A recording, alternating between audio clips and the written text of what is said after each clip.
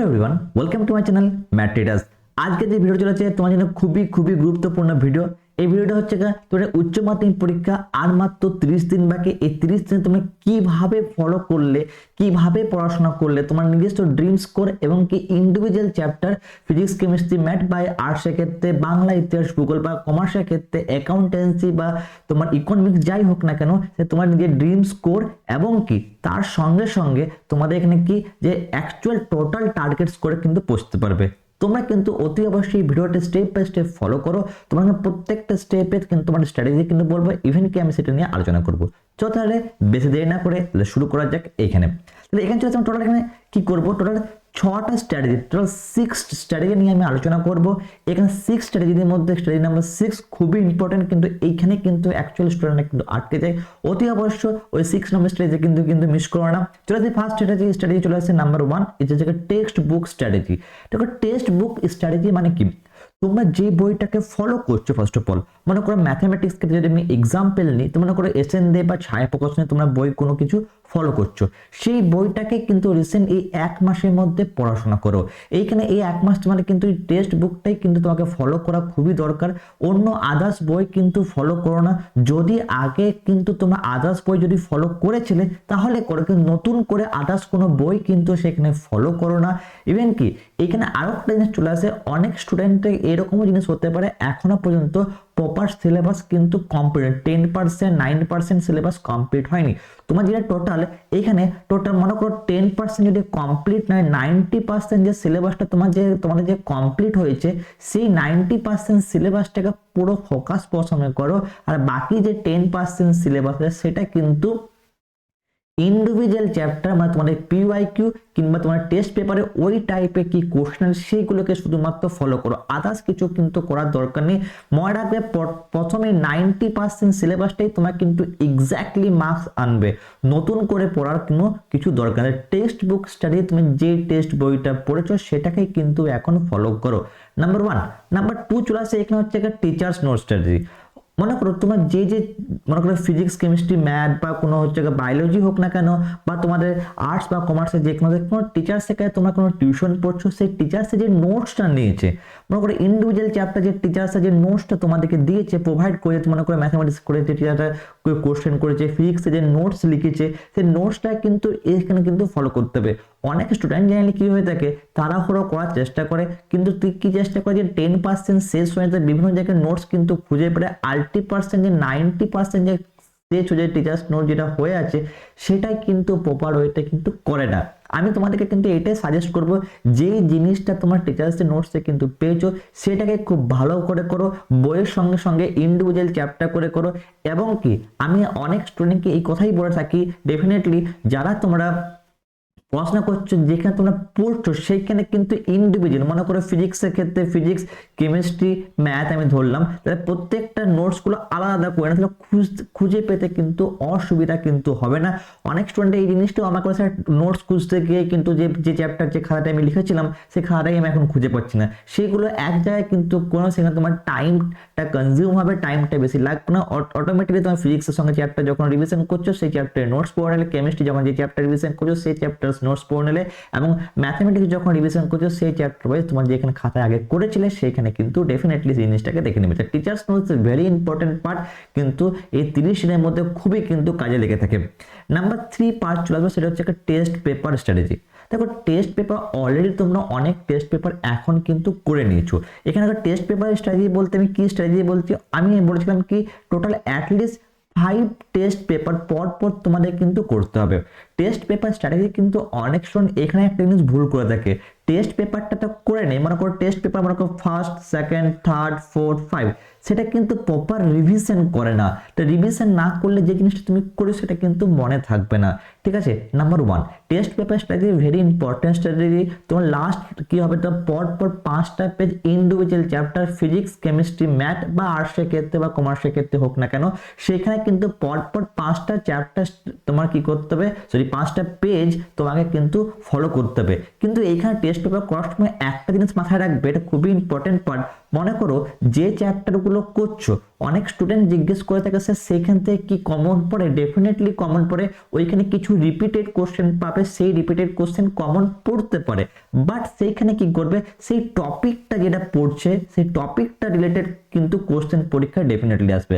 আমার বলার উদ্দেশ্য এটাই, মনে করো ফিজিক্সে কোনো একটা টপিক নিলাম আমি, তোমাদের হচ্ছে ইলেকট্রোম্যাগনেট, ঠিক আছে, যে ইলেকট্রোম্যাগনেটের কোনো একটা টপিক থেকে কোনো একটা পার্ট দেখছো টেস্ট পেপারে 5টা পেপারে তোমার রয়েছে, এই টেস্ট পেপারে এই টেস্ট পেপারে এরকম ভাবে, ঠিক আছে, সেইখান থেকে তোমার মনে রাখবে ওই টপিকটা থেকে তোমাদের কিন্তু কোশ্চেন তোমাদের উচ্চ মাধ্যমিক পরীক্ষা আসার সম্ভাবনা নেই, ওই টপিকটাকে তোমার খুব ভালো করে পড়তে হবে। মনে করো ম্যাথামেটিক্সের ক্ষেত্রেও যদি নিয়ে থাকি, মনে করো ডেফিনেট ইন্টিগ্রেশনের কোনো একটা পার্ট, মানে নির্দিষ্ট সমাকলনের কোনো একটা পার্ট কিন্তু তোমার টপিকটা দেখছো প্রত্যেকটা টেস্ট পেপারে কিন্তু রয়েছে, বা কিংবা ওই ফর্মুলাটা দিয়ে আছে, মোস্ট প্রবাবলি চান্স থাকবে ওই ফর্মুলা দিয়ে হতে পারে সেই সামটা নাই আসুক না বা কেন, সেই টাইপের সামস কিন্তু পরীক্ষায় তোমাদের কিন্তু দেখা যেতে পারে। তাহলে ওই জিনিসগুলো কিন্তু পয়েন্ট করো, ইভেন কি যে পেপারগুলো তোমরা অলরেডি করেছো 2 মার্কস 1 মার্কসের ক্ষেত্রে সেগুলো কিন্তু রিভিশন করো, এইখানে ক্ষেত্রে পার্টটা কিন্তু খুবই ইম্পর্টেন্ট।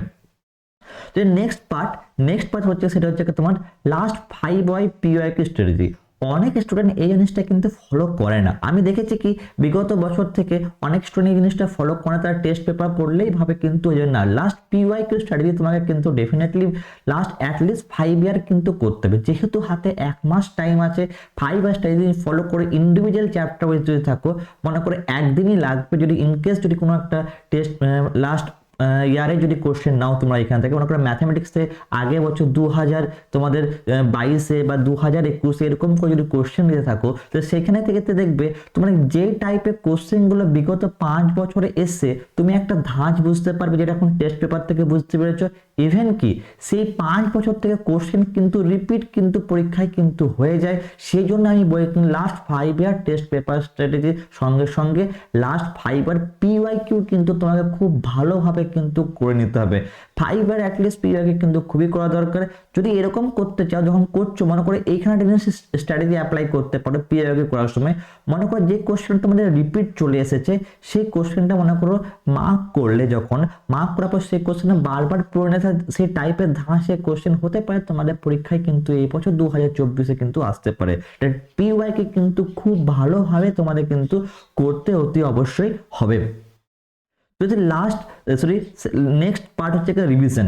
দেখো প্রত্যেকটা পার্ট তো তুমি পড়ে নিয়েছো, অনেক স্টুডেন্ট রিভিশন করে না। রিভিশন কি জন্য করে, যে আমি তোমাকে বারবার বলছি যে 90% যে পেপারটা কমপ্লিট হয়েছে তোমাদের বা 80% সেটাকে প্রপার রিভিশন করো।